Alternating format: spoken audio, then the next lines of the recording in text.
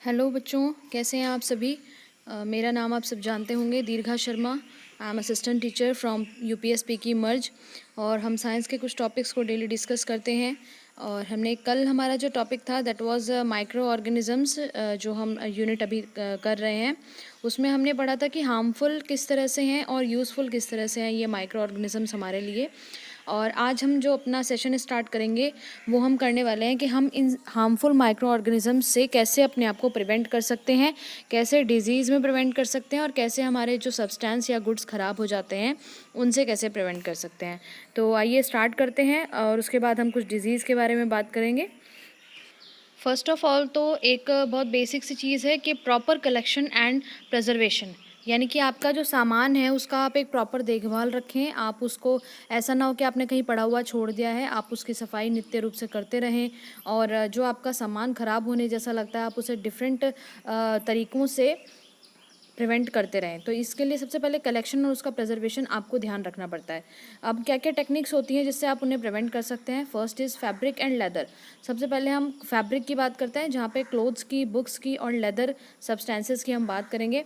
इन पे अगर कुछ, जैसे कई बार हम देखते हैं दीमक चढ़ जाती है हमारी बुक्स पे या हमारे क्लोथ्स पे थोड़ी थोड़ी सी फुई आनी स्टार्ट हो जाती है जो काफ़ी टाइम से रखे होते हैं।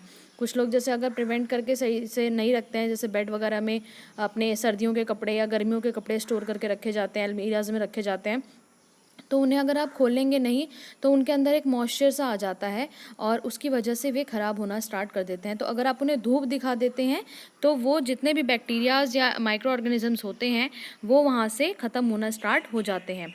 ठीक है, तो सनलाइट एक बहुत अच्छा सोर्स है जिससे आप माइक्रो ऑर्गेनिजम्स को ख़त्म कर सकते हैं।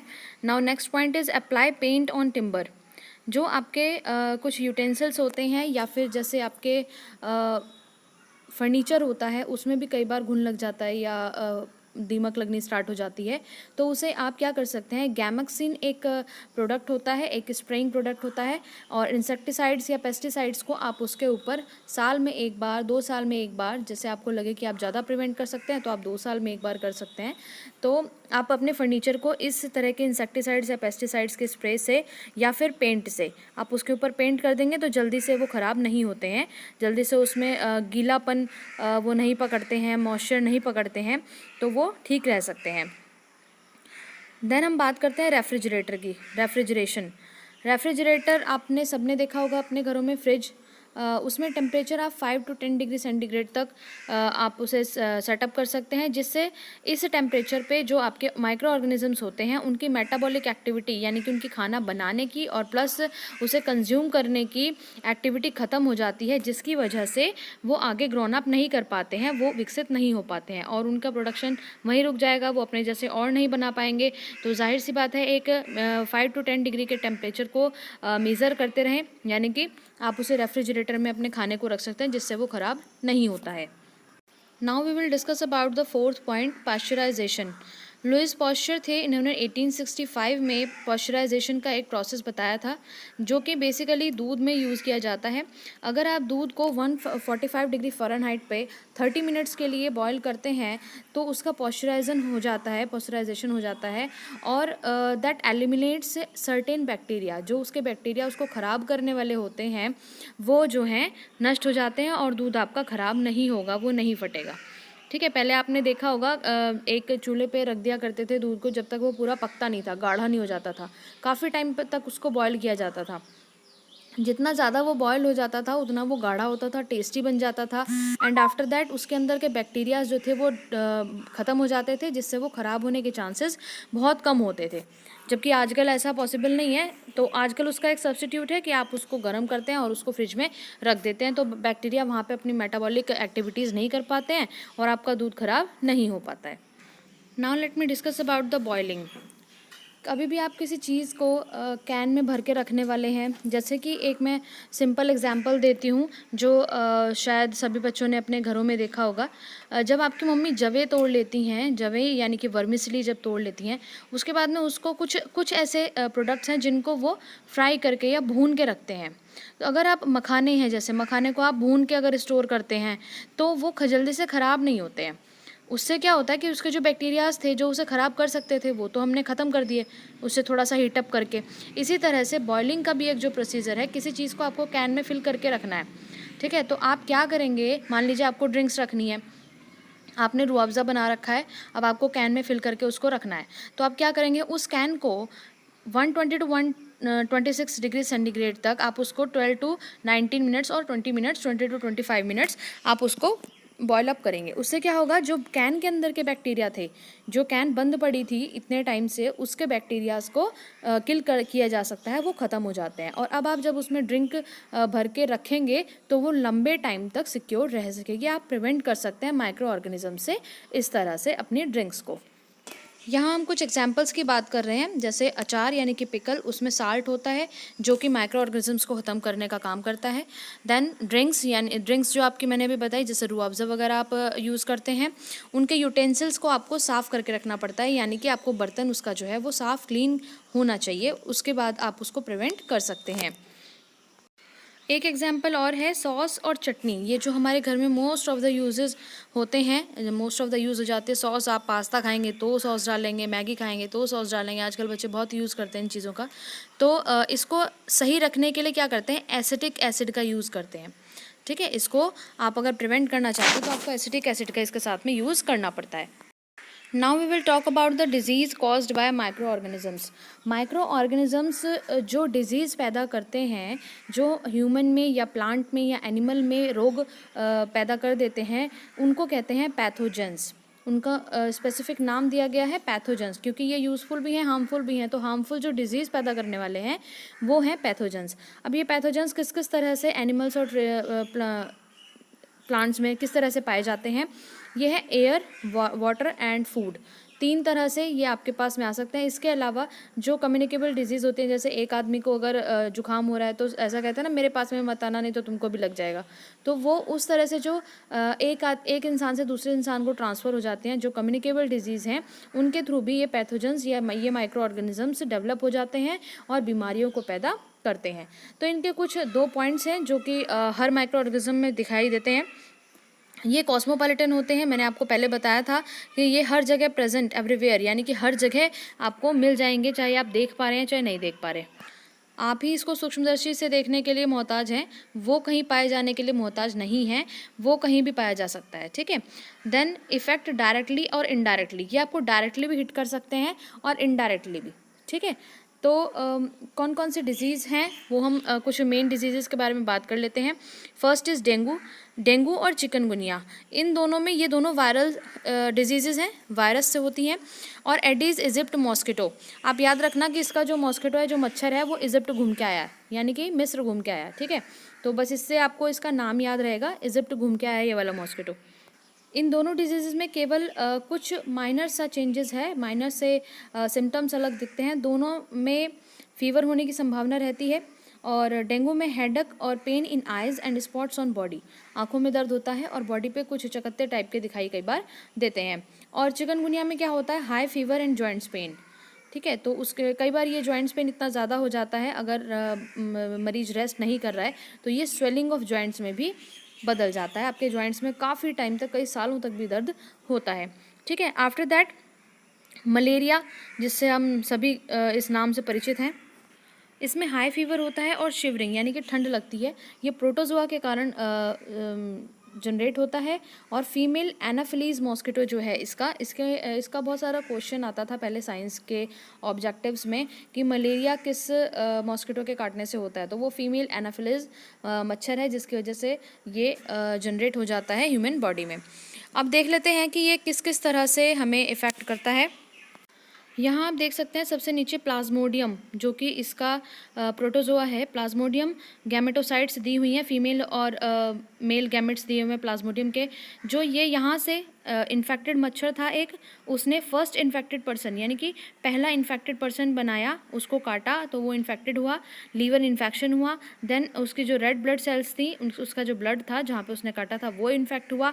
अब इस आदमी का जो ये ब्लड था, यहाँ पे अगर एक मच्छर इस आदमी को काट लेगा और वही मच्छर दूसरे आदमी को काट लेगा, तो वो मच्छर के डंक में रह जाता है वायरस, और उससे वो सेकंड पर्सन जो है वो भी इन्फेक्टेड हो जाता है।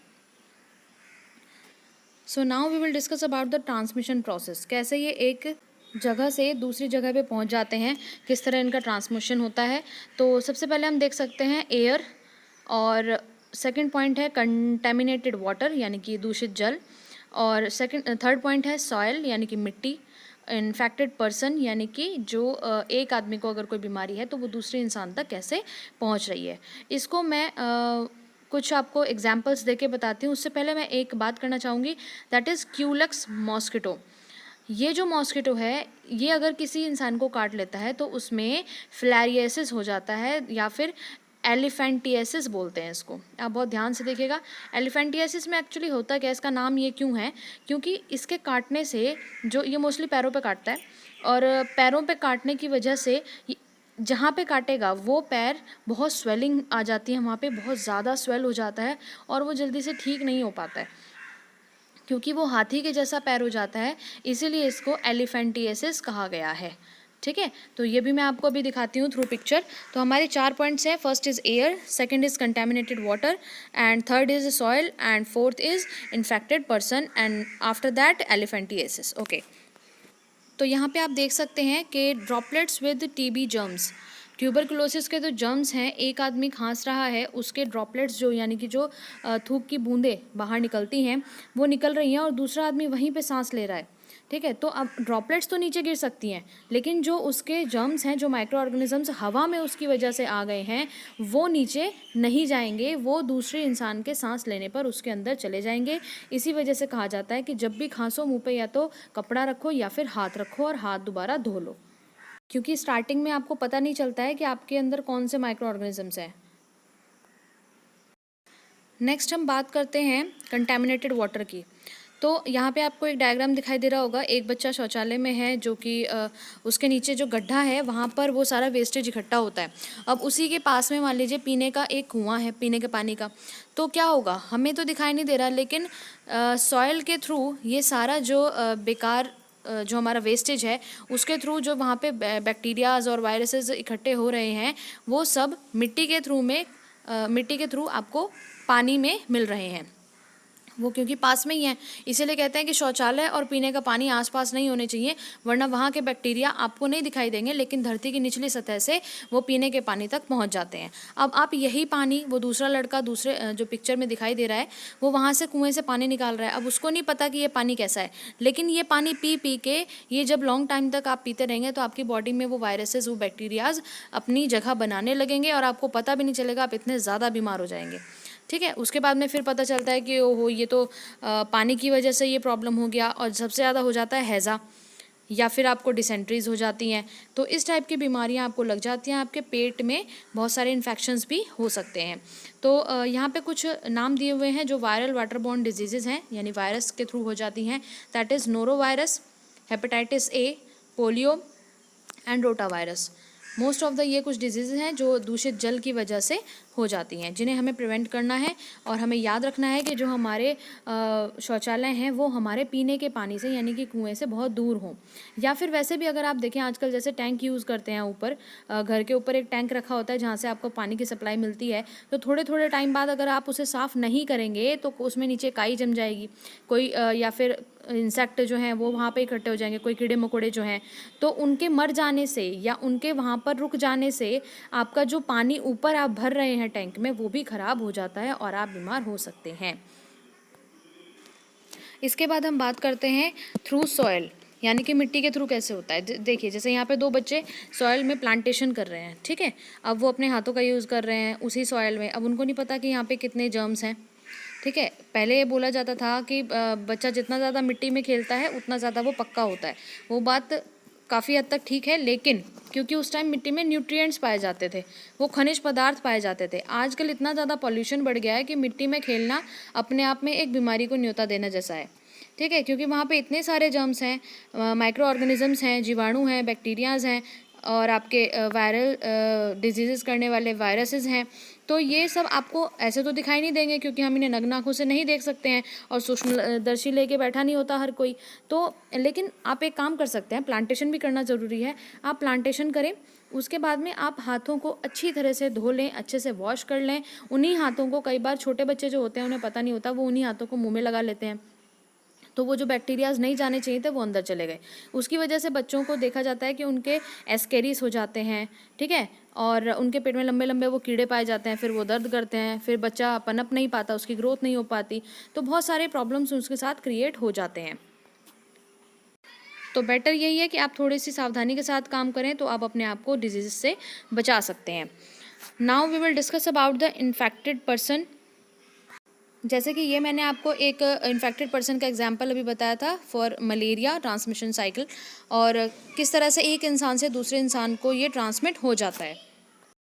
नाउ आपका ये लास्ट पॉइंट, इसका नाम था एलिफेंटिएसिस, यानी कि हाथी के जैसा पाँव हो जाना, और ये क्यूलेक्स मॉस्किटो की वजह से होता है।